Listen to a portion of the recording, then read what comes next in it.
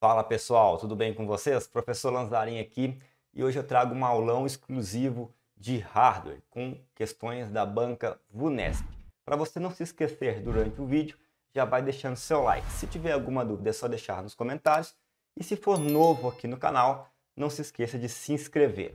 Aqui embaixo, na descrição do vídeo, eu vou deixar o material da prova em PDF e também outros links, como o meu canal, Professor Lanzarin, também o Instagram do Ciência Exata e a nossa plataforma, onde você encontra nossos simulados e cursos. Bora para a aula?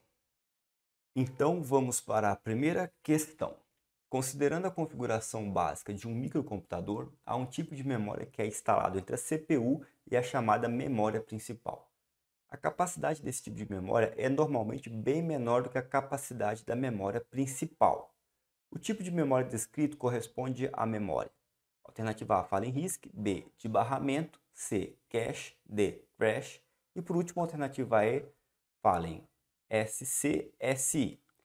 Bom, aqui no nosso enunciado tem uma informação bastante importante. É um tipo de memória que fica instalado entre o CPU e a memória principal.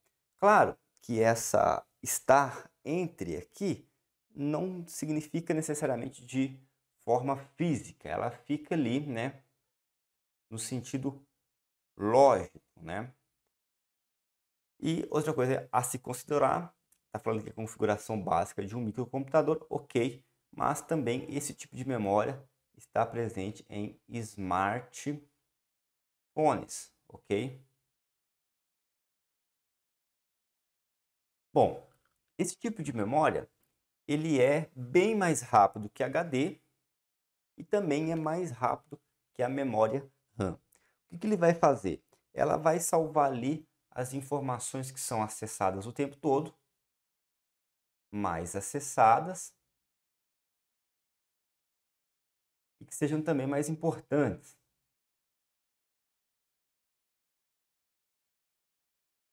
Então, ela fica, como eu disse, de maneira lógica, do ladinho ali do processador. Então, não há necessidade de quando precisa dessas informações, e como foi falado aqui, são informações que precisa muito, de ir buscar essas informações lá na memória, ficar indo e voltando toda hora. Essas informações já ficam ali do ladinho do processador, disponíveis na memória, que é a memória cache, ok? Portanto, nossa resposta alternativa C. Ela tem uma velocidade, como eu disse, muito mais rápida do que o HD, do que a memória RAM, e também, naturalmente, ela é muito mais cara. Com isso, ela tem uma capacidade de armazenagem muito menor.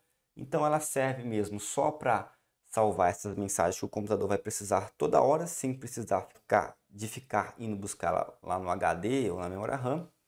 Porém, ela tem a capacidade muito reduzida de informação, de armazenagem de informação, porque ela é uma memória muito mais cara, tá? Então, com isso, ela vai ficar ali só para essas informações mais rápidas mesmo, que precisam ser acessadas toda hora, e faz com que o computador tenha um desempenho melhor, uma vez que ele não precisa ficar indo toda hora lá buscar aquelas informações que são necessárias, tá?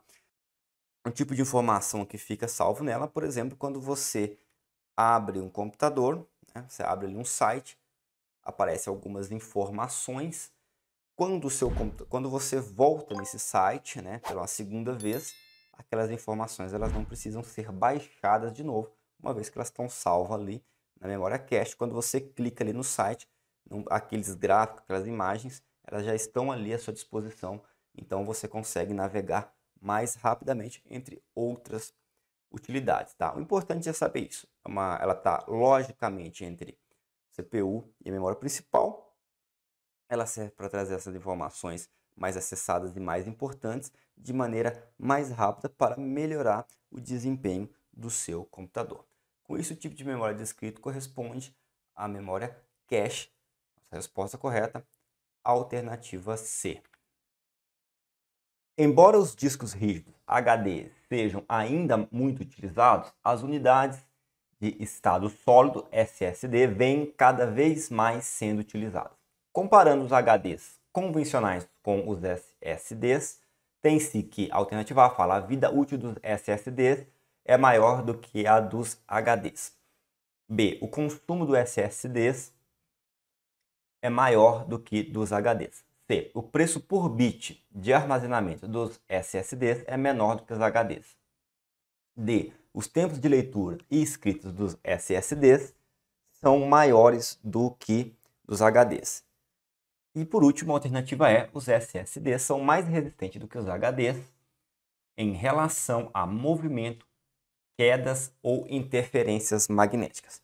Bom, primeira coisa, vamos falar um pouco sobre HDs e unidades de estado sólidos, ou as SSDs, tá? Bom, os HDs, eles são o quê? Eles são discos rígidos, tá? Você vai ter lá um dispositivo. No meio dele aqui, dentro dele, você vai ter realmente um disco, tá? E você vai ter uma agulha que busca informações nesse disco rígido, como se fosse ali bastante parecido com um vinil, por exemplo, né? Você põe um disco de vinil, você tem um cantilever, você tem um braço que vai correr em cima daquele disco ali com uma agulha e vai gerar o som. Aqui, na verdade, né, nós estamos falando de um disco com uma tecnologia muito maior, claro, né?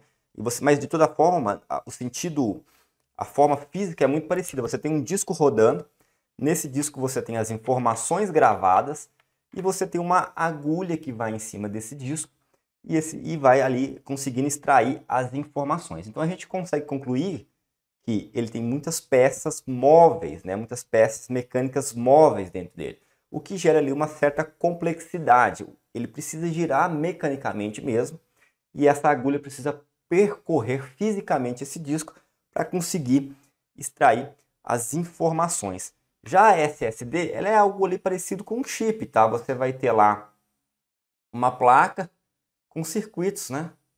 E não vai ter nenhuma peça móvel. Nossa, ficou péssimo o meu desenho, mas espero que vocês entendam. Não vai ter nenhuma peça móvel nele ali. Você vai ter apenas circuitos como se fosse não, é um chip, né? Como um chip, sem peças móveis, sem necessidade do disco, né? De uma agulha, de um braço ir ali mecanicamente buscar as informações. Então, com isso, o SSD consegue ser muito mais rápido, ele é menor e mais leve,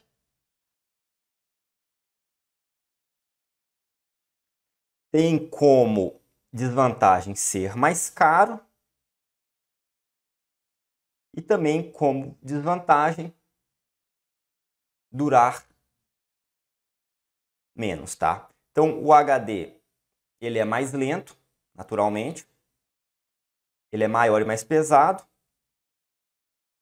ele é mais barato e ele tem uma vida útil maior, tá? Então, vamos voltar aqui para as nossas alternativas. A alternativa A fala: a vida útil do SSD é maior do que a dos HDs. Falso. Nesse caso, quem leva vantagem é o HD. Ele tem uma vida útil maior.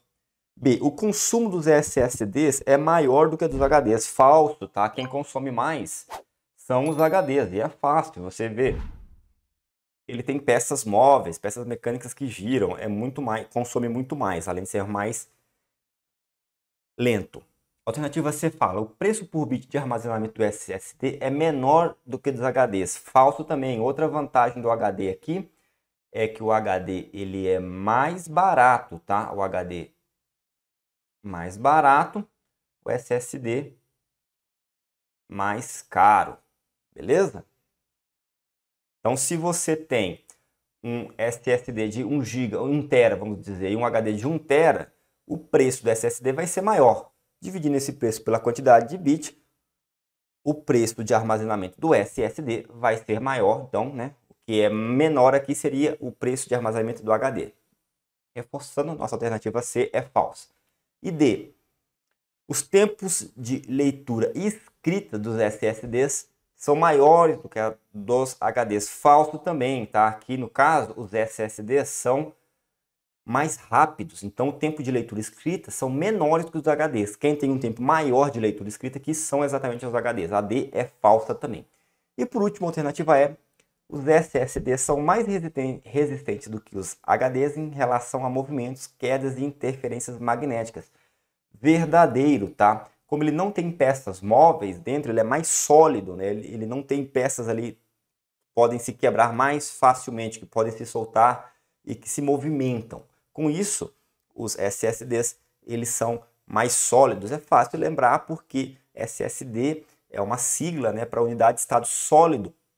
Claro que em inglês, tá? Então, com isso, nossa resposta correta é a alternativa E. Comparando os HDs convencionais com os SSDs, tem que ser: os SSDs são mais resistentes que os HDs em relação a movimentos, quedas ou interferências magnéticas. Portanto, nossa resposta correta, alternativa E. Então, vamos para a próxima questão da nossa aula.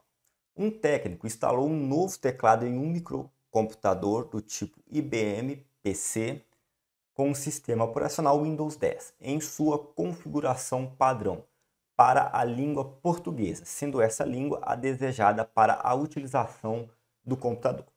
Contudo, ao configurar esse novo dispositivo, ficou na dúvida de que tipo de modelo escolher: ABNT ou ABNT2. Em relação a essa escolha, é correto afirmar que a alternativa A fala: ambos os modelos são funcionalmente idênticos, sendo o ABNT destinado a teclados com fio e o ABNT2 a teclados sem fio.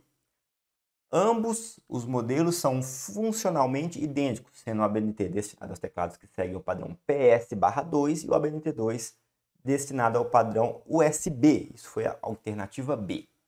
A C fala: apenas o modelo ABNT pode ser escolhido, pois o modelo ABNT se destina aos teclados de notebooks. A alternativa D fala: caso o teclado possua a tecla Alt+GR, a preferência de seleção deve ser pelo modelo ABNT2. E por último, a alternativa E: caso o teclado possua a tecla cedilha da língua portuguesa, a única opção para utilizá-la é o modelo ABNT2. Bom, para quem não sabe o que é ABNT, é a Associação Brasileira de Normas Técnicas. E nós temos essas duas opções de teclado. Nós temos a ABNT e a ABNT2. Mas qual que é a diferença entre os dois? A principal diferença, na verdade, aquela que é determinante, é a presença da tecla Alt+GR do lado direito da barra de espaço, tá? Então, o teclado ABNT vai ter a tecla Alt dos dois lados da barra de espaço, enquanto o ABNT2 vai ter o Alt do lado esquerdo e o Alt+GR do lado direito da barra de espaço. Mas o que é esse Alt+GR? É Alternative Graphic, Alternate Graphic, né? Que ele tem a seguinte função: ele é responsável para que você consiga inserir um símbolo, né, em uma tecla que tenha 3 símbolos, né? Por exemplo, quando você quer colocar o Ozinho ali de número, de grau, né, numa tecla que ela é a terceira informação, como essa que você está vendo na sua tela, você vai conseguir achar essa terceira informação, inserir essa terceira informação clicando em Alt+GR, tá? A primeira você tecla simplesmente a tecla, para a segunda informação você tecla o Shift e para a terceira você tecla o Alt+GR. Então essa é a principal informação. Geralmente os botões a tecla de Enter são um pouco mais compridos também no ABNT2, mas isso não é a diferença principal, né? Na verdade, não é nem é uma generalização, tá? O que é correto de afirmar é que os ABNT2 têm essa tecla Alt+GR a mais do que o ABNT. Então a primeira a gente corta porque fala em diferenças com teclado com fio e sem fio, a gente sabe que não se trata disso mais. Também não tem a ver com USB PS2, tá? Não tem a ver com o tipo de conexão no computador. Também não tem a ver com o teclado ser de notebook ou não, a gente corta a alternativa C. A alternativa D fala, caso o teclado possua a tecla Alt+GR, a preferência de seleção deve ser pelo modelo ABNT. Isso mesmo, então nossa resposta correta é a alternativa D de dado. E por último, a alternativa E fala, caso o teclado possua a tecla C cedilha da língua portuguesa, a única opção para poder utilizá-la é o modelo ABNT2. Falso também, uma vez que o teclado ABNT ele tem sim a tecla com C e cedilha. Beleza? Então, só reforçando aqui, nossa resposta correta, alternativa D. Então, vamos para a próxima questão, uma questão sobre impressora. Um dos parâmetros utilizados para indicar a qualidade de impressão de uma impressora ligada a um microcomputador é conhecida como DPI, que significa em português. A alternativa A fala em pixel por centímetro, B fala em caracteres por polegada, C fala em páginas por segundo, D fala em pontos por polegada e, por último, a alternativa E fala em páginas por minuto. Bom, quando você fala na qualidade de impressão de uma impressora e você fala em DPI, você está falando em dots per inch, ou seja, pontos por polegada, tá? Dots per inch. Lembrando que como nós estamos falando de informática, de internet, a maioria das coisas é no padrão americano, né? E são palavras inglesas. Então é muito comum você ver coisas per inch, ou seja, por polegada, beleza? Então, nossa resposta correta, nada mais nada menos que a alternativa D, de dots per inch, tá? Ela vai definir a quantidade de pontos por polegada numa impressão. Então é fácil imaginar que uma impressora simples ligada a um microcomputador, né, doméstico dentro de casa, ela tem uma quantidade de DPI, né, muito menor do que uma impressora fotográfica, por exemplo, que vai ter uma qualidade de imagem muito maior. Beleza? Então, nossa resposta correta, alternativa D, pontos por polegada, dots per inch. Então, vamos para mais uma questão de impressora. É um tipo de questão que a banca gosta muito de cobrar quando cobra questões de hardware nas suas provas. Vamos lá. O tipo de impressora que utiliza toner como material de impressão é conhecido como impressora. A alternativa A fala de impacto, a B fala jato de tinta, a C fala matricial, a D fala em térmica e, por último, a alternativa E fala impressora, né, laser. Então vamos lá. A alternativa A fala em impressora de impacto e a de impacto e a matricial são iguais, tá? Ela é um tipo de impressão barato, né? Sem muita qualidade e também que não há necessidade de uma mão de obra especializada. É um tipo de impressora que você vai usar quando você precisa imprimir muito, mas não precisa de qualidade. Geralmente ela vai usar fitas e agulhas. Já a impressora de jato de tinta, ela tem uma qualidade média, tá? E ela vai usar a tinta líquida mesmo, tá? As impressoras de jato de tinta, ela trabalha com quê? Com cartucho, beleza? Você vai precisar um pouco mais de qualidade, então você vai usar a jato de tinta. Matricial, eu já falei, é a de impacto. As térmicas, naturalmente, vão usar calor, né? É aquele tipo de impressão que tende a apagar com o tempo. E as impressoras a laser, elas têm uma qualidade mais alta e elas usam toner, tá? Então elas têm um toner de tinta ali na hora de impressão, tá?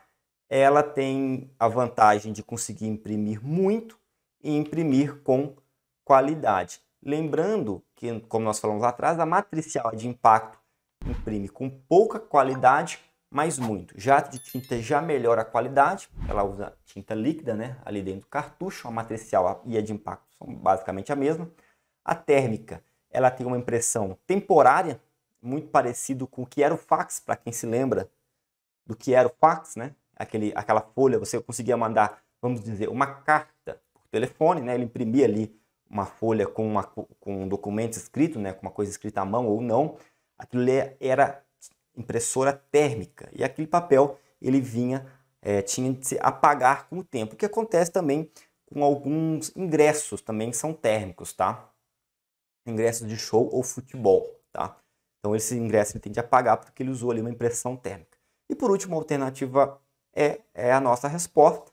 A impressora que utiliza toner é a impressora a laser, e ela tem a qualidade de ter, ela tem a vantagem de ter muita qualidade e também de conseguir imprimir muito. Então, resposta correta, a alternativa é. Então, vamos dar sequência à nossa aula. Em uma impressora jato de tinta colorida, há normalmente 4 cartuchos de tinta em seu reservatório, cujas cores são, além do preto, a alternativa A fala em violeta, amarelo e verde, a B, ciano, amarelo e magenta, a C fala em verde, azul e marrom, a D fala em magenta, ouro e creme, e por último a alternativa E fala cinza, ouro e prata. Bom, vamos tentar entender um pouco mais aqui como funcionam os sistemas de cor para as impressoras. Nós temos basicamente dois sistemas, o RGB e o CMYK, tá? O RGB ele é o quê? É red, né, vermelho, o green, verde, e blue, azul, né, como vocês podem ver aqui, vermelho, verde e azul, tá?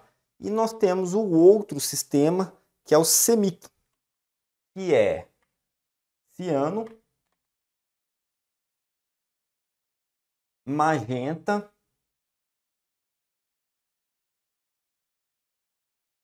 amarelo e o preto. Então, tá aí as iniciais de todas as cores do sistema: ciano, magenta, yellow, né, amarelo, e black, preto. Ah, mas por que que é black, tá? K. Não é inicial nesse caso. Nesse caso, pega o K para não confundir com azul, blue, tá? Então, vamos lá de novo: ciano, magenta, amarelo e preto. Beleza? Lembrando que o K está aqui no lugar do B, para que não haja confusão com o B de blue do sistema RGB. A combinação dessas cores nos dois modelos, né, nos dois sistemas, geram naturalmente as outras cores necessárias para a impressão, quando nós estivermos falando de uma impressão, aqui no caso da nossa questão, ou para televisão, que é no caso do RGB, entre outras necessidades, tá? Então, a nossa questão fala num sistema de 4 cartuchos de cores, sendo que uma já era preta, faltou as outras 3, que são essas aqui: ciano, amarelo e magenta. Com isso, nossa resposta correta é a alternativa B. Então, vamos para a próxima questão. A maioria dos mouses possui um botão no centro ou roda central que tem como uma de suas funções rolar o texto para baixo ou para cima. Uma das denominações desse botão é: alternativa A fala em reset, B fala em scroll, C start button, D modem e E touch. Bom, o que acontece? Nós temos o botão direito do mouse, o botão esquerdo, e no meio nós temos uma rodinha, né? E essa rodinha também, para quem não sabe, ela também é um botão.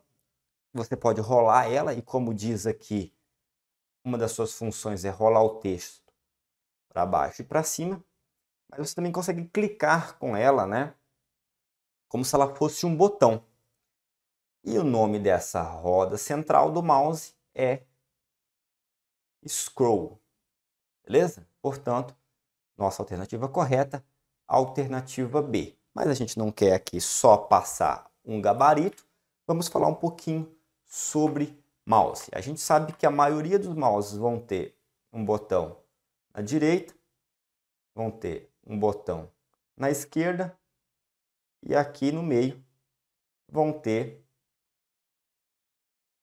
essa rodinha que é o scroll, tá?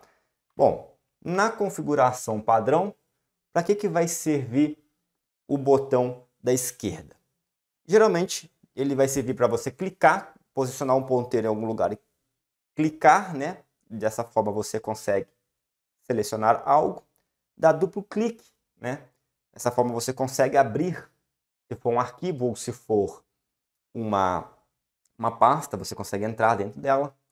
E você também consegue arrastar objetos com o botão esquerdo do mouse, né? Basta clicar em cima, segurar e arrastar para o lugar que você deseja.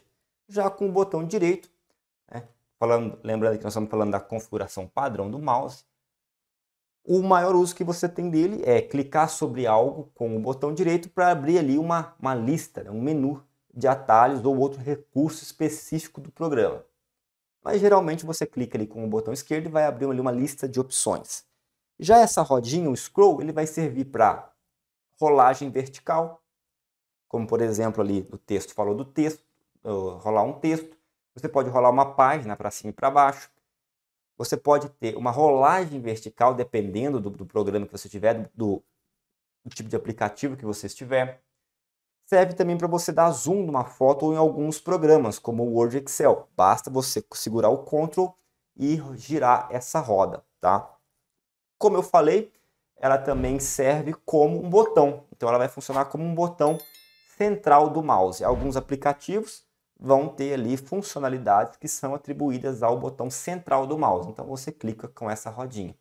Ou alguns navegadores, por exemplo, você consegue abrir o link numa nova guia, né, numa nova janela, numa nova guia, na verdade, apenas clicando com o botão central. Ou seja, você clica no link com essa rodinha, ela vai abrir ali aquele link numa nova guia, sem necessidade de você clicar com o botão direito e lá na opção abrir link numa nova guia. Outros aplicativos vão ter outras finalidades. O importante aqui é você lembrar as principais e saber também que ele é um botão. Além dele ser uma rodinha de rolagem, ele também funciona como botão e nesse caso o botão central do mouse. Então, só relembrando aqui, uma das denominações desse botão é scroll. Nossa resposta correta é a alternativa B. Considere o cartão de memória classe UHS apresentado na figura a seguir e assinale a alternativa com sua velocidade mínima de trabalho. Aí você pode ver o cartão em questão. A alternativa A fala em 3 megas por segundo, a B 95 megas por segundo, a C fala em 30 megabytes por segundo, a D fala em 10 megabytes por segundo e por último a alternativa E fala em 32 megabytes por segundo. Bom, como você pode ver no seu cartão, está bem grande, escrito 95 megabytes por segundo. Então, no primeiro momento, você pode achar que a resposta é a alternativa B, mas não é, tá? Falso. Primeiro, vamos entender melhor as principais informações aqui do cartão. A primeira e a principal é esse 64 GB aqui, ó, que é a capacidade de armazenamento do cartão. Aqui do lado, nós temos uma trava, tá? Essa trava, ela impede gravação ou modificação do conteúdo do dispositivo de gravação. No caso aqui, um cartão do tipo SD. Para que ela seja travada, basta você empurrar ela aqui para baixo para ela ficar nessa posição aqui onde a gente tem o cadeadinho. E esse 95 megabytes por segundo, o que significa? Isso aqui é a velocidade máxima, tá? Não é a mínima, beleza? Aqui em cima no nosso enunciado tem uma informação bastante importante. Fala aqui, ó, classe UHS. O que é esse UHS? S. É isso aqui, ó. Ultra High Speed.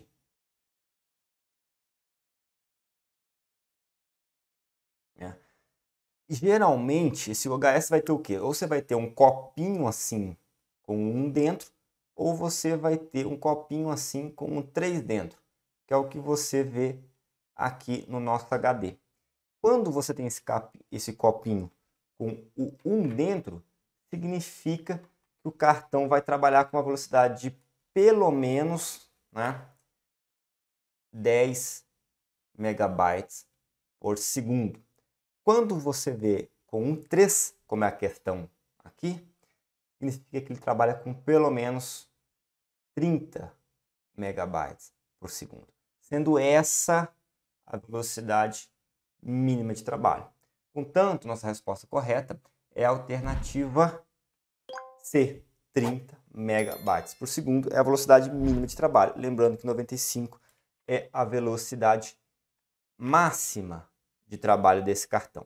Mas você pode também encontrar nos cartões de memória as seguintes classificações: classe 2, classe 4, classe 6 ou classe 10, tá? E o que vai significar isso aqui? Também, mesma coisa, velocidade mínima. Classe 2 vai ser 2 megabytes por segundo de velocidade mínima, ou seja, o cartão trabalha com pelo menos 2 megabytes por segundo. Seguindo o raciocínio, classe 4 vai significar 4 megabytes por segundo. O classe 6, 6 megabytes por segundo. E o classe 10, 10 megabytes por segundo. Beleza? Como o nosso cartão tem esse copinho aqui, né, com um 3 dentro, significa 30 megabytes por segundo. Então, resposta correta, alternativa C. Então, por hoje é isso, pessoal. Espero que vocês tenham gostado da aula. Espero ter ajudado. Se ficou alguma dúvida, é só deixar aqui nos comentários que eu vou respondendo na medida do possível. E não se esqueça de deixar seu like. Até a próxima!